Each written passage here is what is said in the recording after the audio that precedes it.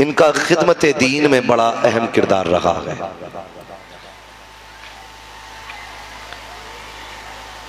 आज अगर हमारे सरों पर टोपियां सलामत हैं तो इन्हीं मदरसों की देन है।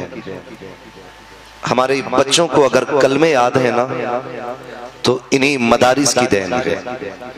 आज आसानी से अगर मस्जिद का इमाम मिल जाता है तो ये इन्हीं मदरसों की देन है। वरना जिस तेजी के साथ दुश्मनान इस्लाम काम कर रहे हैं और जो मंसूबा बंदी उन्होंने की है, अगर वो अपने मिशन और मंसूबे में कामयाब हो जाते हैं तो मस्जिद तो बड़ी बात है, कोई जनाजा पढ़ाने वाला नसीब नहीं होगा। मैं अपने तमाम ही मुस्तफ़ा के दीवानों से गुजारिश करूंगा, खुदारा अपने इन इदारों के साथ शाना बशाना खड़े हो जाएं, अपने इन इदारों के साथ शाना बशाना खड़े रहें और अपने उलमा को इतना बेनियाज कर दें कि दीन पढ़ाना तुम्हारा काम है, बच्चों के खर्चे उठाना ये हम मेहनत करने वालों का काम है। ये हमारी और आपकी अव्वलीन कोशिश रहनी चाहिए। वरना याद रखिएगा, जिस दिन ये मदरसे बंद हो गए ना, उस दिन बाप की इज्जत करने वाले नसीब नहीं होंगे, उस दिन माँ को एहतराम से माँ कहने वाले नसीब नहीं होंगे। आप खुद गौर कर लें, अगर सिर्फ असरी तालीम से लोग मुहज्जब होते तो अबू जहल को मुहज्जब होना चाहिए था। अगर असरी तालीम से लोग मुअद्दब होते तो अबू लहब को मुअद्दब होना चाहिए था। उनके पास असरी तालीम थी, दीनी तालीम अबू बकर सिद्दीक के पास है, दीनी तालीम फारूक आजम के पास है, दीनी तालीम उस्मान गनी के पास है। आप इनकी जिंदगी को देखिएगा। हम इस बात के मुखालिफ नहीं कि हमारे बच्चे IAS IPS ना बने। हम चाहते हैं हमारे बच्चे IAS भी होने चाहिए, IPS भी होने चाहिए, लेकिन रोना इस बात का है कि जो बच्चे बड़ी यूनिवर्सिटीज में चले गए वो एक्स मुस्लिम बन गए। किसी ने कहा मैं खुदा को नहीं मानता, किसी ने कहा मैं कुरान को नहीं मानता, जबकि वो या तो तेरे घर से पैदा होने वाले बच्चे हैं या मेरे घर से पैदा होने वाले बच्चे हैं। कभी जाना हो बाहर तो आप देखिएगा, मोहम्मद अली भाई, जावेद भाई, अजहर भाई, बेंगलोर जाना हुआ, केरला जाना हुआ, स्कूल के बच्चे आए, उन्होंने आकर के ये दर्द दिल रखा कि हुजूर का कलमा पढ़ने वाले लोग आज इस्लाम दुश्मन हो गए हैं। कितनी बेटियां इस्लामी नाम उनके हैं, अब्दुल रहमान की बेटी है, कोई इरफान की बेटी है, कोई अब्दुल रशीद की बेटी है, लेकिन आज उसका दावा यह है मैं खुदा को नहीं मानती हूँ। वो कहने लगा मुझसे, वो भी स्कूल का साइंस का स्टूडेंट था, उसने कहा जनाब ये बताइए ये बीमारी फैलने की वजह क्या है और इसको रोका कैसे जा सकता है। मैंने बहुत दिमाग लगाया तो सिर्फ इस नतीजे पे पहुंचा, साहिबो अपने बच्चों को 12 घंटे इंग्लिश मीडियम में पढ़ाते हो, 1 घंटा कुरान के लिए देते हो, बहुत कम देते हो। मैं कहता हूँ कम से कम 2 घंटे कुरान के लिए दो, और सिर्फ कुरान के लिए नहीं, अपने बच्चों के 15 मिनट सिर्फ तरबियत के लिए आलिम दीन के पास दिया करो। हमारा रवैया ये होता जा रहा है, हमारे बच्चे इंग्लिश मीडियम में पढ़ते तो हैं, उन्हें कुत्ता बिल्ली की तालीम तो आती है, लेकिन उन्हें वो तालीम नहीं आती है जो रब ने अपने महबूब के सीने पे उतारा है। वो कुरान हमारी कौम के बच्चों को नहीं आता है। तहकीक कर लीजिए, जाइए आप देख करके आइए, वो बच्चे जिन्होंने दीन छोड़ दिया है, जो खुदा की खुदाई का इनकार कर बैठे हैं, जो नबी की रिसालत से मुंह कर गए हैं, दावा है मेरा वो एक दिन के लिए मदरसा नहीं गए होंगे। काश उन्होंने 8 महीने अगर मदरसे में गुजारे होते तो जान दे देते, लेकिन नबी का दिया हुआ दीन नहीं छोड़ सकते।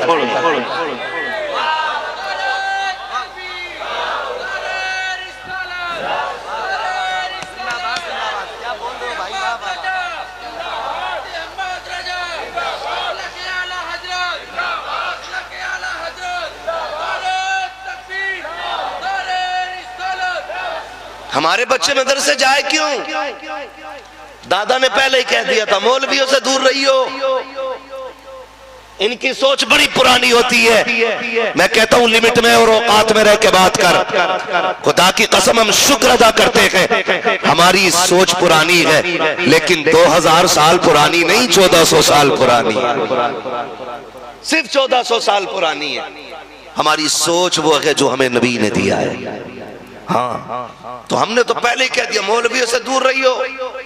इनकी सोच पुरानी है। अपनी नस्लें अगर बचानी है ना, नस्लें अगर बचानी है तो याद रखिएगा, एक हाथ में अगर असरी तालीम है ना तो दूसरे हाथ में मोहम्मदी तालीम होनी चाहिए। ये बता के जा रहा हूं, मैं तालीम का मुखालिफ नहीं, खुशी होती है IAS बनो, IPS बनो, हक है तुम्हारा। अब हम भी जानते ये दौर बारूद और बम का नहीं है, अब दौर कलम का आया है। वो कौम आगे जाएगी जिसके हाथ में कलम होगा, ये भी सोच लीजिएगा। वो कौम आगे जाएगी जिसके हाथ में कलम होगा। एक बदतमीज शाइस्ता या शगुफ्ता नामी सोशल मीडिया पर आके बकवास करती है।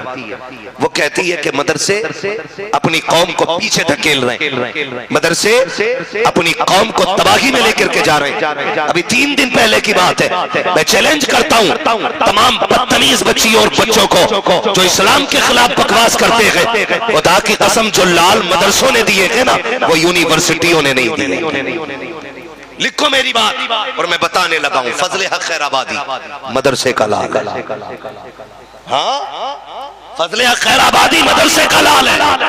अल्लामा किफायत अली काफी मदरसे का लाल है। अशफाकुल्लाह खां मदरसे का बेटा है। हो किधर, हो किधर, मदरसे पीछे धकेल रखे। अगर आपको यकीन ना हो तो तहकीक करके देख लो। कहते मुसलमान नौकरी के चक्कर में फिर रहा है। खुदा की कसम मुसलमान ने न कल किसी की मुलाजमत की थी, ना आज कर रहा है। और ये तारीख उमर फारूक आजम की दौर की दोहरा रहा हो। हजरत उमर ने कहा था ये कौम जब तक बिजनेस करेगी उस वक्त तक जलील नहीं होगी, जब नौकरियों के चक्कर में पड़ जाएगी तब ये कौम जलील हो जाएगी। गारंटी है मेरी, नौकरियों को ठोकर मारो, तालीम तरक्की के लिए सीखो और खुद बिजनेस करो। खुदा की कसम तुम गुलामी के लिए नहीं, तुम तो जमाने में हुकूमत करने आए हो, लेकिन मिजाज बन गया गुलामी का।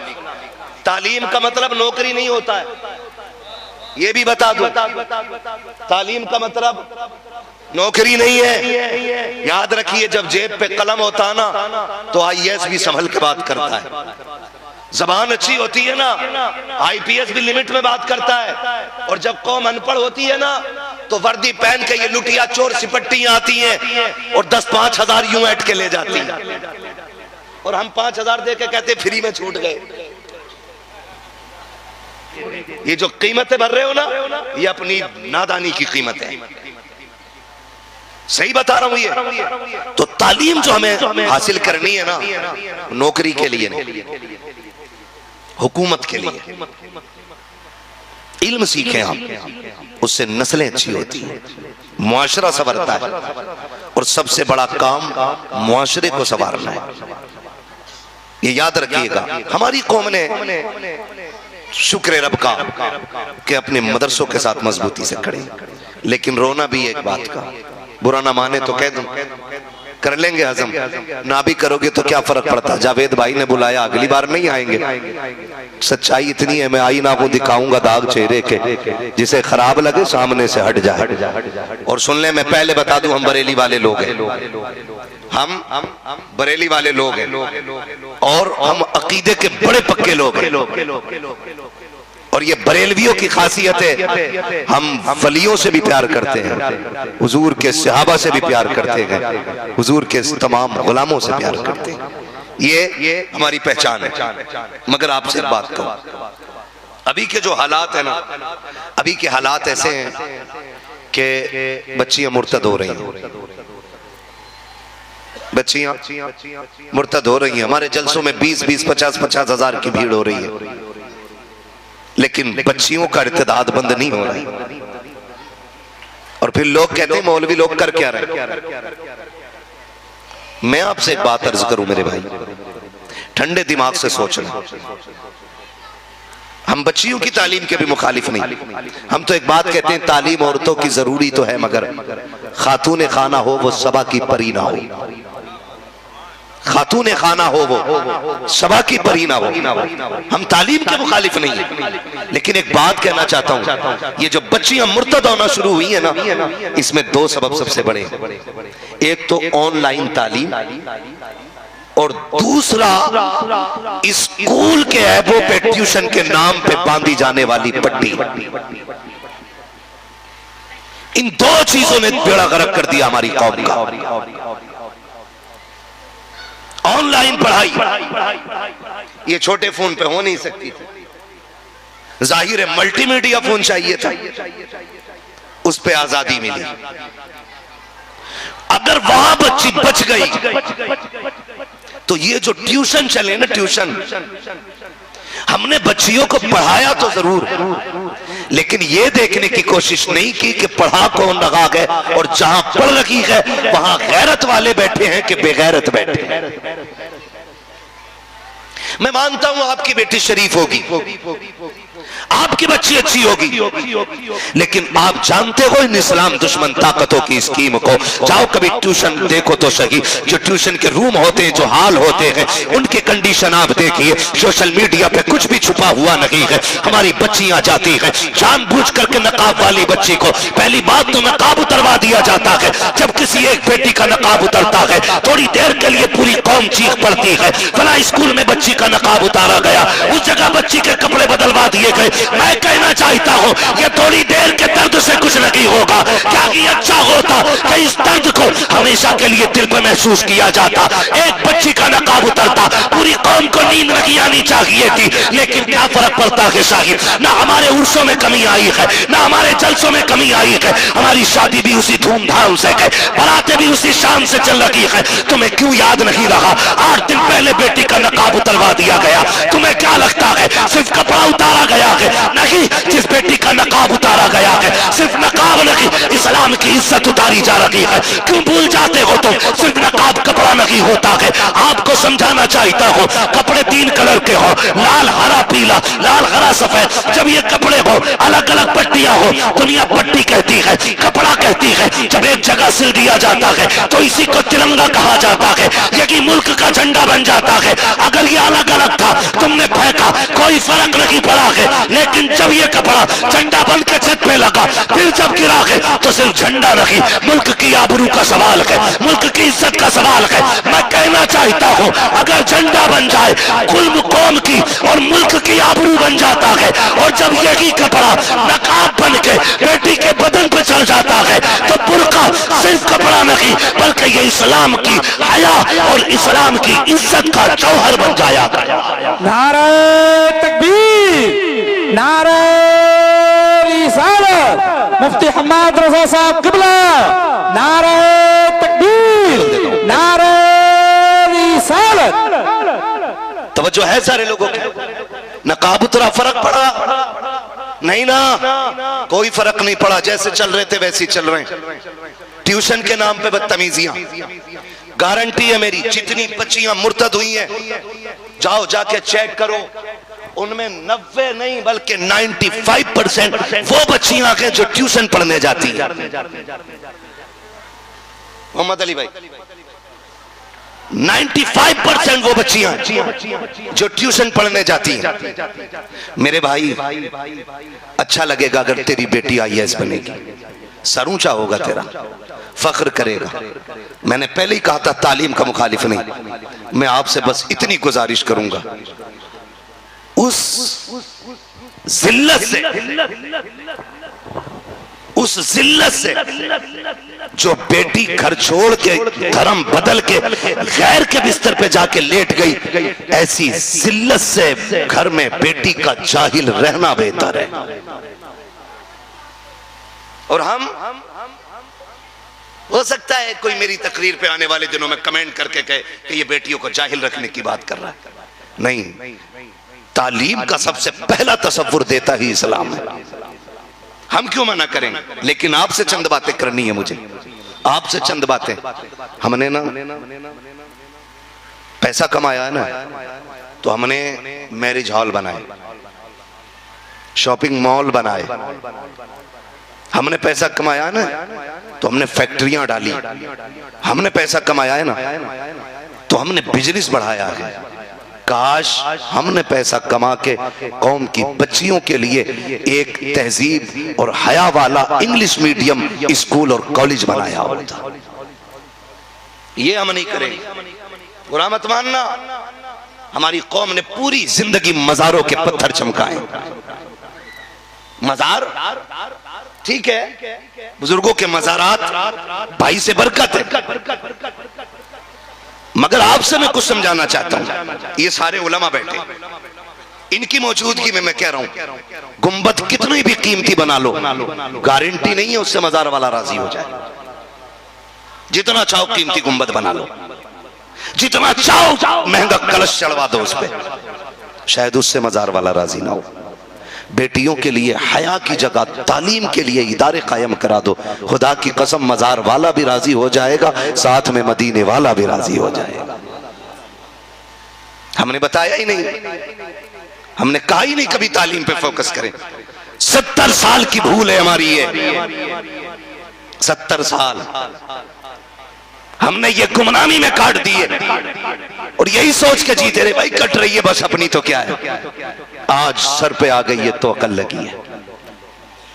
खुदारा आप मज़ारात पे हाजिरी दें, मज़ारात पे आप जाएं, ये अपनी जगह है, लेकिन अब जरूरत है कौम को, बच्चियों को एक ऐसे इदारे की हर इलाके में जहां बेटी की तालीम भी दुरुस्त रहे और उसकी इज्जत भी महफूज रहे। ये बहुत ज्यादा जरूरी है, वरना याद रखना आज मेरे घर आग लगी है, कल आपके घर लगेगी, आज आपके घर लगी है, यही आग सुलगते सुलगते मेरे घर भी आनी है, मेरे घर भी आनी है। कितना जिगरा हो गया बच्चियों के अंदर के वो जहन्नम जाके खरीद रही है, जिनकी बच्चियों को दोज़ख पढ़ाया गया था, आज वो भूल गई दोज़ख का अज़ाब क्या है। तो बाप कहता मौलवी जिम्मेदार है, नहीं जी, मौलवी का काम कहना होता है, अमल कराना हम सब की अपने घर की जिम्मेदारी होती है। और एक वजह और है, घर की और बेटियों की इज्जत की बर्बादी में सबसे बड़ा हाथ भाई का भी है। या तो भाई बहन से यह सौदा कर चुका है कि तू मेरे ऐबों पे पर्दा डाल, मैं तेरे ऐबों पे पर्दा डालूंगा, या फिर भाई इतने नशेड़ी हो गए हैं कि वो शराब और नशे और नींद की गोलियों में धुत होके सोते रहते हैं। बहन रात के 3 बजे कहां फोन कर रही है किसी को मतलब नहीं होता है। और ये जो मुसलमानों ने लगा रखा ना, ये बॉयफ्रेंड मौलवी की सोच पुरानी बोल रहे हो ना, मर के देखो, मर के खुदा की कसम सारे फ्रेंड रह जाएंगे बाहर। अल्लाह कब्र में गिरा के ऐसी सजाएं देगा कि कोई बचाने वाला नसीब नहीं होगा। ये सोचे बदल दो अपनी, और बेटियों को कनीज़े फातिमा ज़हरा बनाओ। ये जो आज भूख लग गई ना कि मैं भी अपनी बेटी को पढ़ाऊंगा, उसके जिम्मेदार वो लोग हैं कि जो कहते हैं मुझे अपने घर के लिए डिग्री होल्डर औरत चाहिए। आप कहेंगे कैसे? होता यूं है कि जब रिश्ता करने जाते हैं ना तो जाके पूछते हैं क्या पढ़ा है बेटी ने।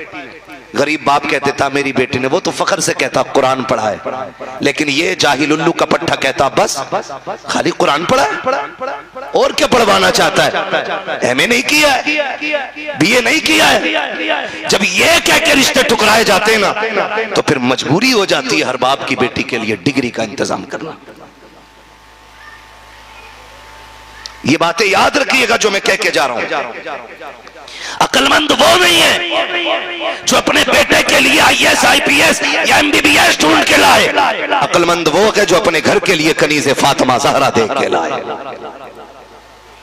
हम मुसलमान हैं और शुक्र है रब का, रब ने सबसे ज्यादा इज्जतें हमारी बेटियों को अता की है।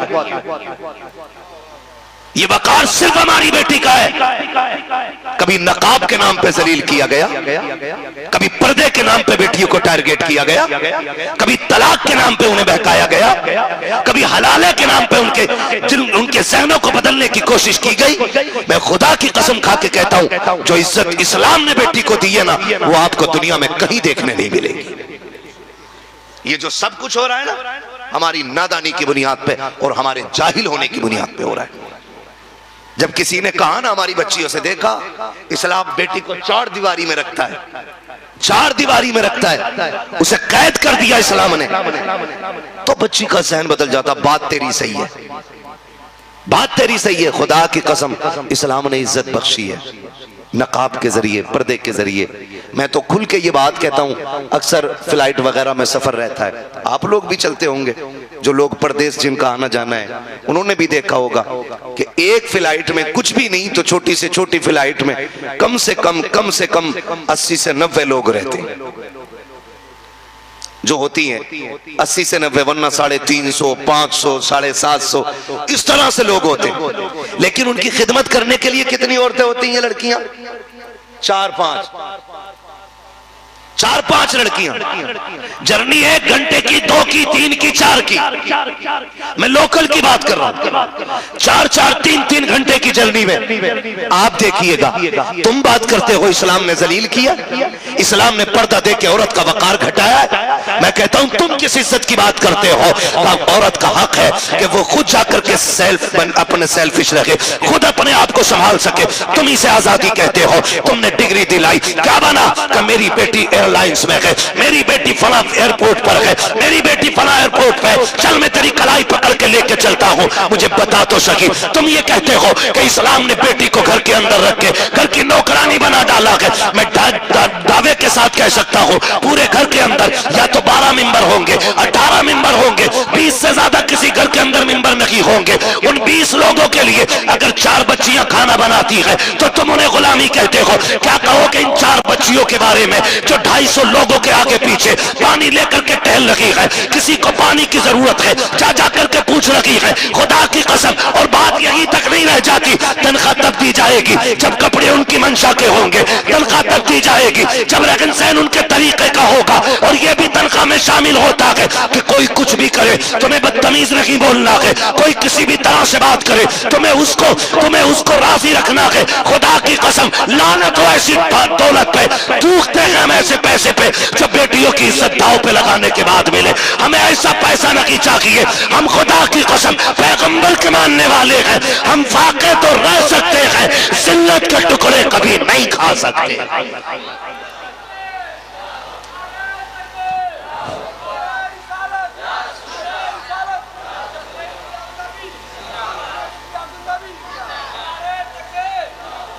तो भाई अपनी बच्चियों को दीन की तालीम दे।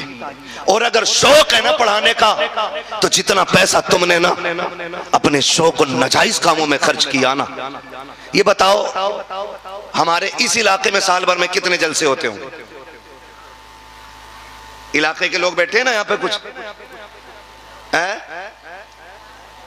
कितने जलसे हो जाते होंगे भाई? 8-10 हो जाते हैं कि नहीं? अच्छा, उन जलसों का पैसा गवर्नमेंट से आता कि हम खुद अपनी जेब से करते हैं? बोले डर रहे हैं ना? मत डरो, जिम्मेदार मैं हूं ना अपनी बात का। कहां से करते हैं? हम अपनी जेब से। किसी से फंड, कोई कंपनी, कोई गवर्नमेंट नहीं ना, कोई नहीं देता, अपनी जेब से करते हैं। तो जो कौम साल भर में अपने इलाके में 10 जलसों के लिए चंदा कर सकती है, वो एक बेटियों के इंग्लिश मीडियम स्कूल के लिए चंदा साल में एक नहीं कर सकती है? कर सकती है ना? तो फिर एक चंदा ऐसा करो जिसमें ऐसा स्कूल हो जिसमें पढ़ने वाली भी बेटी होगी और पढ़ाने वाली भी बेटी होगी। करें आप ये काम भी। और ये सिर्फ इतना कह सकते हैं उलमा, करवाने की गारंटी नहीं। हमारा काम बताना है, इनको जिम्मेदार ना ठहराइएगा। ये अजीम इदारा अल्लाह सलामत रखे, इसमें पढ़ने वालों को भी और पढ़ाने वालों को भी। इतना खुशी हुई, 60 बच्चे फारिग हो रहे हैं, सुभान अल्लाह। किसी मदरसे में 60 सारे ही बच्चे होते हैं। इस इदारे ने कौम को 60 हाफिज कारी आलिम अता किए हैं। बहुत बड़ी बात है। अल्लाह इस इदारे को दिन दूनी रात चौगनी तरक्की अता फरमाए। आपने मदरसे और तालीम के हवाले से बात सुनी, थोड़ी सी बात मैं भी कर जाऊं। पहले ये बात बताओ, बच्चियों को हिफाजत से पढ़ाएंगे कि नहीं? इंशाअल्लाह। तालीम से ज्यादा तरबियत पे ध्यान देंगे कि नहीं? इंशाअल्लाह देंगे। इंशाअल्लाह वादा करें, इंशाअल्लाह जोर से वादा करें, इंशाअल्लाह पढ़ाएंगे बच्चियों को तहजीब के साथ। बच्चों के एक मिनट का हिसाब लेना है। वक्त होता तो इंशाअल्लाह मैं तफसील से बात करता, लेकिन ये जरूरी बात थी जो मैंने आपसे कह दी। जब कोई भी बच्ची जाती है ना तो दिल दुखता, जब वो इंटरव्यू में जानबूझ के पूछते हैं अब्बा का नाम क्या है, और जब वो कहती है ना मेरे बाप का नाम अब्दुल रहमान है, तो वो चोट यहां लगती है। खुदा रब बचा लो अपनी कौम को, अगर अब भी नहीं जागे तो कभी नहीं जागोगे। डॉक्टर इकबाल ने कहा था, न संभलोगे तो मिट जाओगे हिंदी मुसलमानों, तुम्हारी दास्तां तक भी ना होगी दास्तानों में। इसलिए खुदारा अपनी बच्चियों को जो है महफूज करो, महफूज करो अपनी बच्चियों को। लाजिम है, मैं तालीम का इनकार नहीं करता, लेकिन लाजिम यह है बच्चियों को वहां पढ़ाओ जहां पढ़ने वाली भी बेटी हो और पढ़ाने वाली भी बेटी होनी चाहिए। आपके बच्चियों की कौन दोस्त है, कौन सहेली है, इस पे भी आपको फोकस करना पड़ेगा। आप उनके घर से गायब रहने वाले टाइम का हिसाब लें, लाजिम है। आज जो बच्चे हमारे बिगड़ रहे हैं ना, उसकी वजह यह हम बच्चों को वक्त नहीं देते। हमारा सारा वक्त बिजनेस बिजनेस बिजनेस बिजनेस। शाम को आए, मोबाइल लिया, थोड़ी देर चलाया, लेट गए। कभी बच्चों में भी बैठ के देखा करो। याद रखो, शोहर घर में बादशाह होता है, औरत उसका वजीर होती है और बच्चे उस घर की रियाया होते हैं। पूरी एक सल्तनत होती है घर के अंदर। जो लोग समझते हैं वही घर चला भी पाते, बचा भी पाते, वरना न चला ही पाते हैं और न बचा पाते हैं। शोहर कौन होता है? बाप कौन होता है? बादशाह। बीवी, जोर से बीवी। डर रहे हो क्या? नहीं, आपका चेहरा नहीं आएगा जो आपकी बीवी देख के आपसे कल हिसाब ले ले। शोहर कौन होता है? जोर से। और बीवी, बच्चे, रियाया। होता क्या है, बादशाह कहीं गया, मिल्कियत में वापस पलट के आया तो वजीर से पूछता, बता मैं तुझे छोड़ के गया था, मुल्क के हालात कैसे? तो वजीर एक एक बात सामने रख के कहता, सुनो बादशाह साहब, आपके पीछे फला कौम ने ये गलती की है, फला टीम ने ये गलती की है, उस तंजीम ने ये कमी की है। फिर बादशाह तलब करके हिसाब लेता है। तो जब इस तरह से नजर बादशाह की होती है तो मुल्क तबाह नहीं होते। और जब बादशाह मौज में रहे, सफर करता रहे, रियाया में आग लगती रहे, तो मुल्क बचेगा कि तबाह होगा? बोले, तबाह हो जाएगा ना। तो बाप एक बादशाह है, बीवी से आके पूछे, बता मैं तो बाहर कमाने गया था, बता बेटा कितनी देर बाहर लगा गए, बेटी ने कितने काम किए हैं, बता बच्चियों ने नमाज पढ़ी है कि नहीं पढ़ी है, बेटे ने नमाज पढ़ी थी कि नहीं पढ़ी थी, काम से गया था तो कितनी देर में आया था। अगर औरत शोहर के साथ वफा करे, और हक यह है कि वजीर वफा करे बादशाह के साथ, तभी सल्तनत बचती है। अगर बच्चों की खता पर माएं पर्दा डालेंगी तो घर बर्बादी से नहीं बच सकते हैं। अगर माएं बच्चियों के साथ तरफदारी करके उनकी गलतियों को शोहर से छुपाएंगी, एक दिन खून के आंसू रोना पड़ता है। इसलिए मैं बेटियों से कहना चाहूंगा कि तुम घर की मलका और वजीर हो, शोहर तुम्हारा बादशाह है। अगर बच्ची खता करे तो उसकी हमदर्दी में पर्दा मत डालना, वरना खून के आंसू रोने पड़ेंगे। अपने बादशाह से जो बात है कह दे, इसलिए कि मुल्क को जितने अच्छे तरीके से बादशाह संभाल सकता है, कोई दूसरा नहीं संभाल सकता है। तू ये मत सोचना मैं कल संभाल लूंगी, बच्ची के डांट दूंगी, तेरी एक सरासी लापरवाही पूरी कौम को शर्मिंदा कर सकती है। इसलिए मैं कहना चाहता हूँ, अपने घरों को सल्तनत का निजाम दो। औरतें शोहरों से वफा करें, बहन भाइयों से वफा करें, भाई बहनों से वफा करें। जब रिश्ते वफादारी में आकर के एक चमन बनता है, खुदा की कसम इसी चमन के अंदर रहते हुए दुनिया में अल्लाह घर को जन्नत का नक्शा बना दिया करता है। लेकिन ये नहीं। अब आपसे आखिरी गुजारिश, ये दीन जो हमने सीखा और सिखाया, आपने मौलाना क्या नाम था, इरशाद रब्बानी, इरशाद रब्बानी बनारसी साहब, उनसे भी आपने गुफ्तगू सुनी है। लाइक़ सदीज़ तकरीम उलमाए अहले सुन्नत,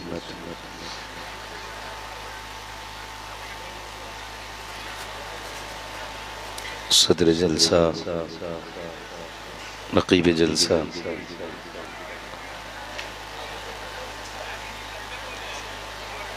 जुमला अरबाए मिंबर, महफिल पाक में तशरीफ फरमा, मोहतरम बुजुर्गों, नौजवान साथियों, अजीज बच्चों, जुमला सामईन किराम, अस्सलामु अलैकुम व रहमतुल्लाहि व बरकातुहू।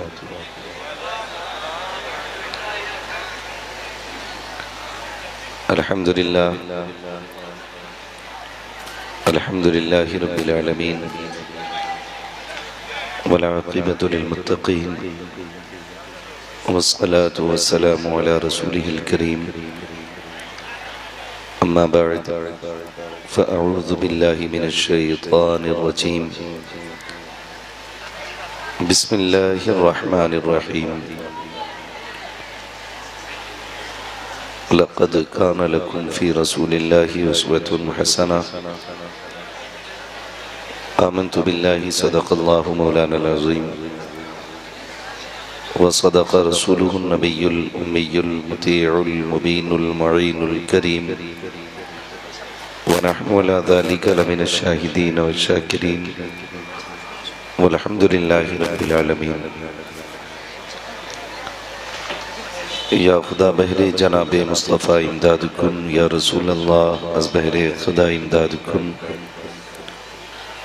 या शहीद करबला, या दाफ़िए करबो बला, गुल्लुखा शहज़ादे गुलगू क़बा इमदाद कुन, गौसे आज़म बने बेसरो सामा मददे, क़िबले दी मददे, काबे ईमा मददे, बगिरदा बे बला उफ्ताद कश्ती मदद कुन मदद कुन मदद कुन, या मुईनुद्दीन चिश्ती क़ादरी यमनारे, या गौसे आज़म ज़नम दमज़ शेख अहमद रज़ा ख़ान क़ुत्ब आलम ज़नम बलग़ल उला बिकमालिही कशफ़त दुजा बिजमालिही हसनत जमीउ ख़िसालिही सल्लु अलैहि व आलिही। करूँ तेरे नाम पे जाँ फ़िदा, न बस एक जाँ दो जहाँ फ़िदा, दो जहाँ से भी नहीं जी भरा, करूँ क्या करोड़ों जहाँ नहीं। जिसको अपने नबी से जितनी मोहब्बत का एहसास हो, कोशिश करें उतनी ही आवाज़ के साथ रसूल और आले रसूल की बारगाह में दुरूद व सलाम की डालियाँ निछावर कर लें। पढ़ें बावाज़ बुलंद अल्लाहुम्मा सल्ली अला सय्यदिना व शफ़ीइना व नबीना व मौलाना मुहम्मदिन मअदनिल जूदि वल करम व आलिही व अस्हाबिही व बारिक वसल्लिम सलातुन व सलामन अलैका या रसूल अल्लाह सल्लल्लाहु तआला अलैहि वसल्लम।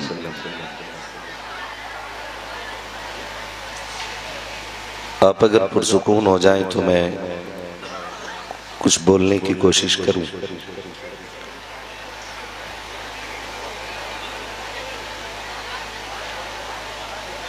मिंबर रसूल पर उलमाए अहले सुन्नत का नूरानी काफिला जलवा कर रहा और है।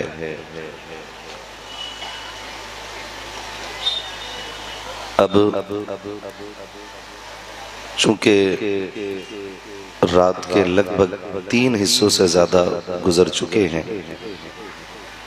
कुछ कम एक हिस्सा रात का बाकी है।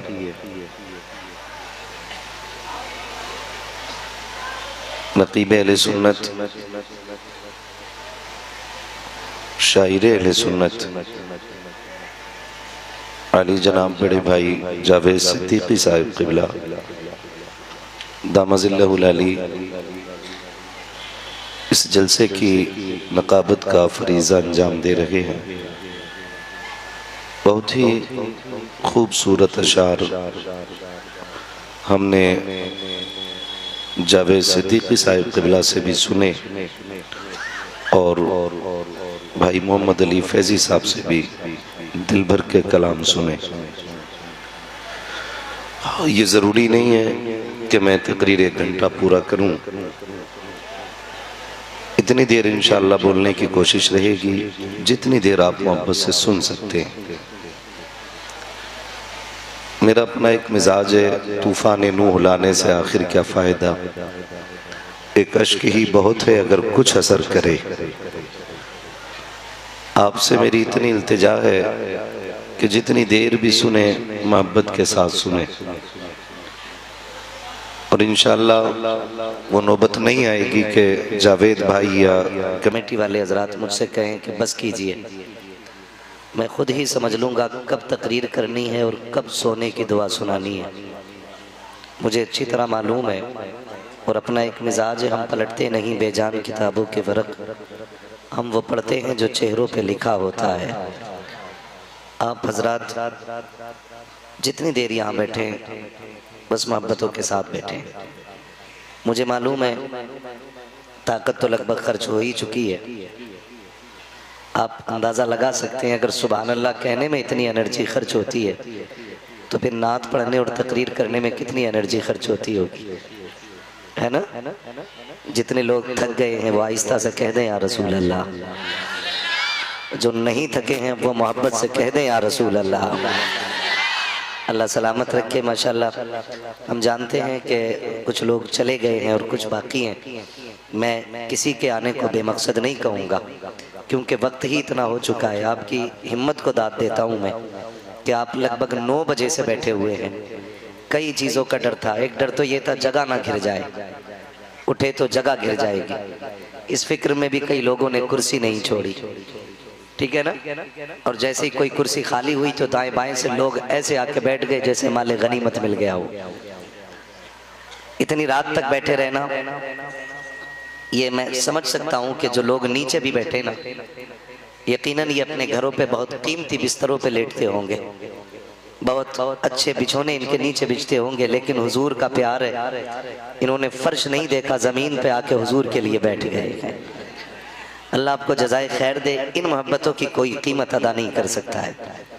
यहाँ बैठे हुए हैं, आज जो मेरी आपसे मुलाकात है तो मुहिब गिरामी, अजीज़ गिरामी जनाब जावेद सिद्दीकी साहब क़िबला की दावत मोहब्बत और आप लोगों का खुलूस और अली जनाब मोहतरम अफजाल अहमद साहब एडवोकेट, इनके ज़ेर इंतज़ाम ये महफिल का इनेकाद हुआ है और मेरी आपसे मुलाकात हो रही है। अल्लाह जज़ाए खैर दे भाई। ये नौजवान मालूम है क्या कह के गया है। इस मेरे भाई ने कहा कि हजरत हम आपके लिए बैठे हुए हैं, मैं एक मशवरा दूं और इस पे अमल करना। कभी भी किसी महफिल में किसी मौलवी के लिए मत आना, जब भी आना मदीने वाले हुजूर के लिए आना है। इसलिए कि हम हों, मोहम्मद अली हों, जावेद सिद्दीकी हों, बड़े बड़े आए चले गए और हम भी चले जाएंगे, लेकिन क़यामत तक मदीने वाले की बातें होती रहेंगी, हुजूर की बातें क़यामत तक होती रहेंगी। वो कहा था किसी ने, जिंदगी खत्म हुई और कलम सूख गए, तेरे औसाफ का एक बाब भी पूरा ना हुआ है। बड़े बड़े आए और अपनी बिसात के मुताबिक हुजूर की बातें की और चले गए, लेकिन खुदा की कसम आज तक किसी ने हुजूर के जिक्र को मुकम्मल नहीं किया, हो भी नहीं सकता। रब कुरान में कहता वरफ़अना लका ज़िक्रक, महबूब हमने तेरे लिए तेरे जिक्र को बुलंद किया है। कितना बुलंद किया, इतना बुलंद किया, इतना बुलंद किया कि हर आने वाली घड़ी तेरी इज्जत को घटाएगी नहीं, तेरी इज्जत को बढ़ाती जाएगी। आप अंदाजा लगाइएगा, इससे भी जिक्र की कसरत का अंदाजा जावेद भाई होता है। पहले किसी एक घर में मिलाद होता था, 10 लोग बैठ के हुजूर का मिलाद करते थे, आज हजारों लोग बैठ के हुजूर का मिलाद किया करते हैं। हजारों लोग बैठ के हुजूर का मिलाद किया करते हैं। और पहले किसी एक मोहल्ले में होता था, अब हर मोहल्ले में होना शुरू हो गया। करम देखो रब का, अब तो हर घर में हुजूर की बातें हो रही है। ये सब वरफ़अना लका ज़िक्रक के जलवे हैं। तो ये मुस्तफ़ा की महफिल सजी है। यहाँ जब भी आके बैठे ना, मेरे लिए नहीं, इनके लिए नहीं, उनके लिए नहीं, उनके लिए आना है, हुजूर के लिए आना है। ये अजीम महफिल सजी है। और अली जनाब इज़हार साहब, कारी इज़हार अहमद साहब माशाल्लाह, ये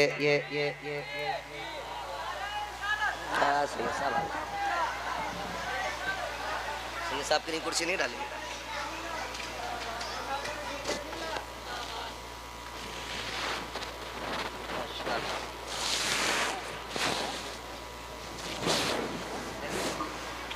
नारे तकबीर, नारे रिसालत, शहजादे सूफी मिल्लत हजरत सैयद मुजीबुर रहमान साहब क़िबला, नारे तकबीर, नारे रिसालत।